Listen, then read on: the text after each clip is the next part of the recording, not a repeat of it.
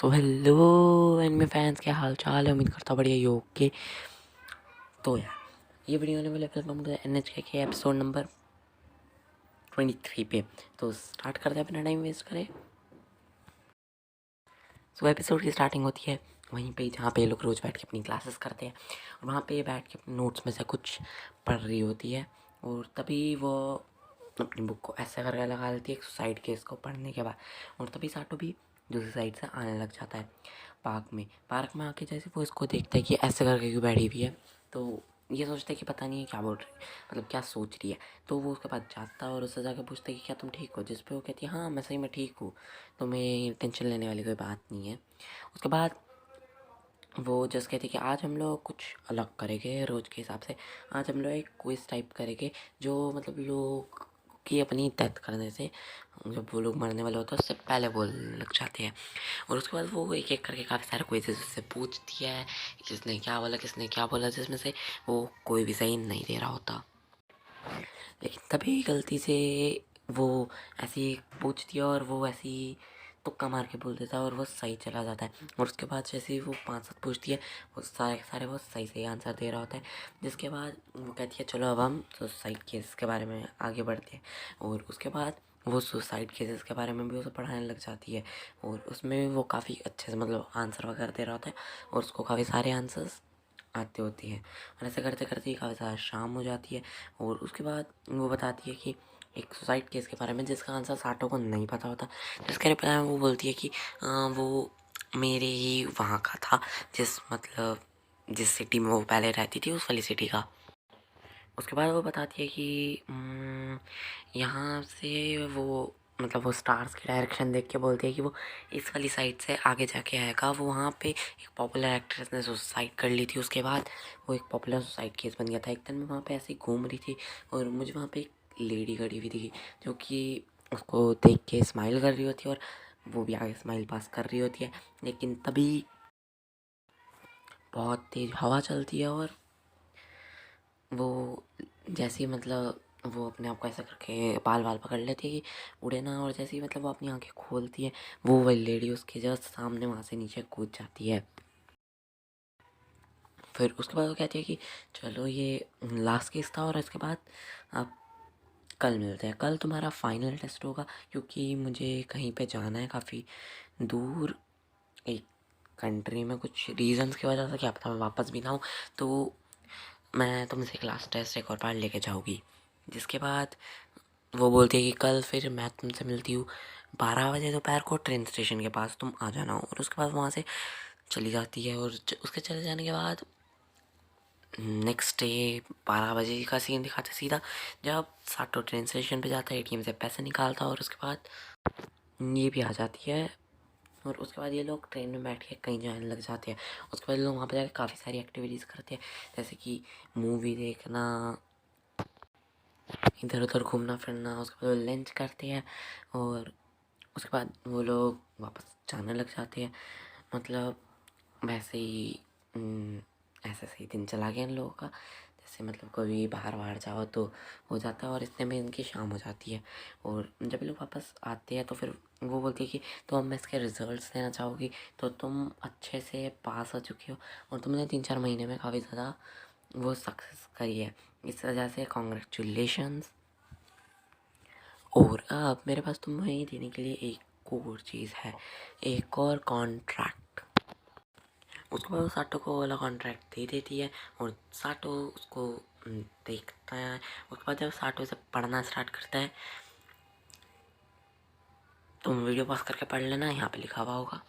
तो उसके बाद साटो से पढ़ना स्टार्ट करता है और उसके बाद जब साटो से पूरा पढ़ने लग जाता है तो साटो थोड़ा तेज तेज पढ़ रहा होता है ताकि वो उसे भी सुना सके कि वो कुछ गलत तो नहीं पढ़ रहा।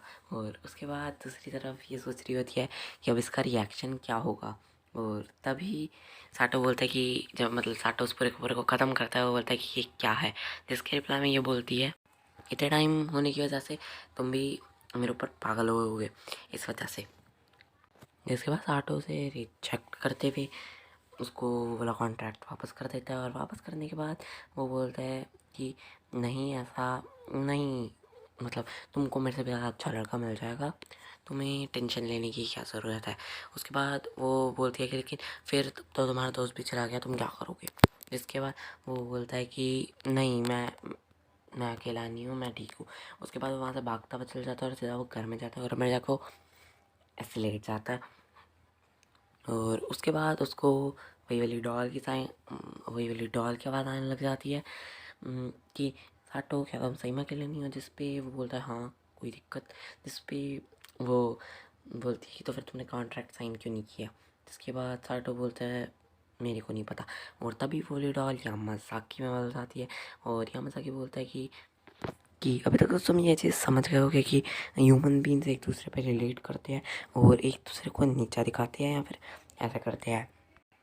उसके बाद अचानक से उसका कंप्यूटर चल पड़ता है जिसके सामने ये बैठी हुई होती है और ये बैठ के बोलती है कि तुम्हें समझना पड़ेगा, इंटरनेट भी इसी वजह से ऐसी चीज़ों से भरा पड़ा है क्योंकि जब उन्हें रियल लाइफ में कोई नीचे दिखाने के लिए नहीं मिलता तो लोग उसे इंटरनेट पर ढूंढते हैं क्योंकि हर कोई चाहता है कि वो किसी ना किसी से परफेक्ट हो। और उसके बाद फिर ये आती है और ये आगे बोलती है कि तुमको भी पता है कि तुम हाई स्कूल में कैसे थे, तुमको ये चीज़ समझ लेनी चाहिए कि कौन कैसे होते। हाई स्कूल गर्ल तुम्हारे साथ इतने टाइम तक रही, उसके बाद भी उसकी शादी हो गई, तो तुम्हें इतना ही सोचना चाहिए, तुम हमेशा से एक लूज़र हो, ऐसा करके बोलती है। जिसके बाद साटो सो जाता है और साटो के सोने के बाद उसको सपने में आता है कि कैसे मतलब वो खाना खा रहा है किसी के साथ बैठ के और वो कौन है, वो ऑफ कोर्स यही है क्योंकि यही आती है उसके साथ दोपहर में खाना खाने के लिए पहले। और तभी वो उसको मतलब ऐसे अपनी जॉब से उठा के उसे खिलाने के लिए करती है कि ये अपना मुंह खोलो। जिसके बाद वो खाने लगता है लेकिन जब वो खा रहा होता है तो वो पीछे होने लग जाता है अपने आप ही। और जब वो दोबारा खाता है दोबारा से पीछे होने लग जाता है। उसके बाद जब वो अपनी आंखें खोल के देखता है मिसाकी पीछे जाने लग जाती है और उसके बाद ये उसके पीछे पीछे भागने लग जाता है कि रुको रुको रुको, मैं एटलीस्ट मेरे को मेरा फूड तो देखे जाओ। ऐसा ऐसा करके वो उसके पीछे भागने लग जाता है और रियलिटी में वो सर्राना खा रहा होता है। और उसके बाद हमें पता चलता है कि काफ़ी सारा टाइम बीत चुका है और अब साटो तब से अकेला ही रहता है। और मतलब साटो पागल सा होने लग जाता है, कहता है कि मुझे कोई बस खाना दो, मुझे कैलोरीज चाहिए, मैं बहुत भूख लगी हुई है। उसके बाद अचानक से एक दिन उसके पास फ़ोन आता है उसके पेरेंट्स का कि उसके फादर हॉस्पिटल में है, तो उसकी वजह से वो लोग अब उसको पैसे नहीं भेज सकते ताकि वो अब अपना मतलब अकेले रह सके, रेंट वेंट पे कर सके और खाने वाने का पैसा कर सके। उसके बाद उसके पास जो एक लास्ट होप थी वो थी यामाज़ाकी। उसने भी उसकी हेल्प नहीं कर पाया क्योंकि जब इसने उसे फ़ोन किया था उसने बियर वगैरह पिए रखी थी और वो जैसा हंसने लग गया कि मेरी तो शादी हो गई है ये वो, और अब तो मैं यहाँ से बाहर नहीं आऊँगा। उसके बाद उसको इसकी याद आने लग जाती है कि वो कितनी अच्छी थी। और उसके बाद उसे वो वाले दिन याद आने लग जाते हैं जब वो इसके साथ बैठ के खाना खाया करता था। और वो ये चीज़ सोचता सोचता रोने लग जाता है और रोते रोते वो अपना हाथ टेबल पे मारने लग जाता है। और तभी उसके हाथ में एक मैगज़ीन आ जाती है जिसके अंदर एक जॉब इंटरव्यू का वो होता है कि तुम एक ट्रैफिक पुलिस के लिए वो कर सकते हो। उसके बाद वो उठता है और चलने लग जाता है अपने गेट की साइड पे और उसके बाद वो जाके अपना गेट खोल देता है। मतलब गेट तो खुलेगा ही, गेट की साइड जा रहा तो गेट खोलता है, एक टोपी पहनता है और जाने लग जाता है बाहर। क्या पता उस मतलब वो वहाँ पर जॉब इंटरव्यू के लिए जा रहा होगा, तो वो जाने लग जाता है और अपने मन में सोचने लग जाता है कि कोई बंदा हिकिकोमोरी होके कैसे बन सकता है। और उसके बाद अचानक से मतलब सीन शिफ्ट करती है और हमें दिखाते हैं कि अब वो उसको ट्रैफिक पुलिस की जॉब में हायर कर लिया है और वो रोज़ जाता है और जॉब करने के बदले में वो लोग उसको फूड देते हैं पूरी रात की जॉब के बदले में और उसको पैसे देते हैं। और वापस आते हुए भी वो एक ही चीज़ सोच रहा होता है कि कोई बंदा हिकिकोमोरी हो के कैसे ज़िंदा रह सकता है जब उसके पास फूड नहीं होगा, शेल्टर नहीं होगा, कपड़े नहीं होगी। और उसके बाद हमें दिखाते हैं कि दिन रात बारिश हो रही है कुछ भी हो रहा है, ये रोज़ अपनी जॉब पे जाता था और ये हिकिकोमोरी अब नहीं है और ये मतलब रोज़ जॉब पे जाता ही है। और तभी एक सीन दिखाते हैं जिसमें साटो के रूम पे ये अपने घर से देख रही होती है और उसके बाद वो पीछे मुड़ती है और जो उसके पास वो डॉल सी थी डॉग वाली, उसको देख के वो कहती कॉन्ग्रेचुलेशन साटो, अब तुम एक हिकिकोमोरी नहीं हो। और उसके बाद हमें वही वाले बेंचेस वगैरह दिखाते हैं, मतलब अब उसमें कोई भी नहीं बैठता, और कैट की ये दिखाते हैं जो कि अभी तक है। और उसके बाद नेक्स्ट डे की सुबह जब वो अपनी जॉब कर रहा होता है, और उसके बाद वैसे ही नॉर्मली की तरह रात को जब वो वापस जा रहा होता है, वो देखता है कि एक एम्बुलेंस आ गई है, और वो वाली एम्बुलेंस सीधा जाते जाते सीधा जा रही है मिस्ताकी के घर के पास, जिसको देख के साटो अचानक से बहुत तेज भागने लग जाता है उस वाली एम्बुलेंस के पीछे। और जैसे वो वहाँ पे जाके देखता है कि बहुत ज़्यादा भीड़ हो रखी है, और वो देखने की कोशिश करता है कि अंदर कौन है। उसके बाद जब वो सबसे आगे जाके देखता है सब लोग हटा उठो के, तो वो देखता है कि अंदर मिसाकी ही है। और पीछे लोग बात कर रहे होते हैं कि शायद से पूरी की पूरी फैमिली कोई बैड लक है, पता नहीं क्यों, क्या वो ठीक होगी।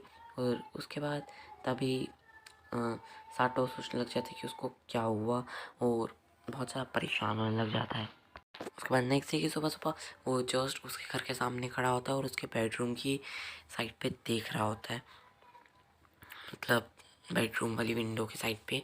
और तभी कोई पीछे से आ जाता है, मतलब वो उसके घर में से कोई निकल के आता है, और तभी वो देखता है कि तुम तो वही हो ना साटो, जो कि मीठा हाउस में रहता है।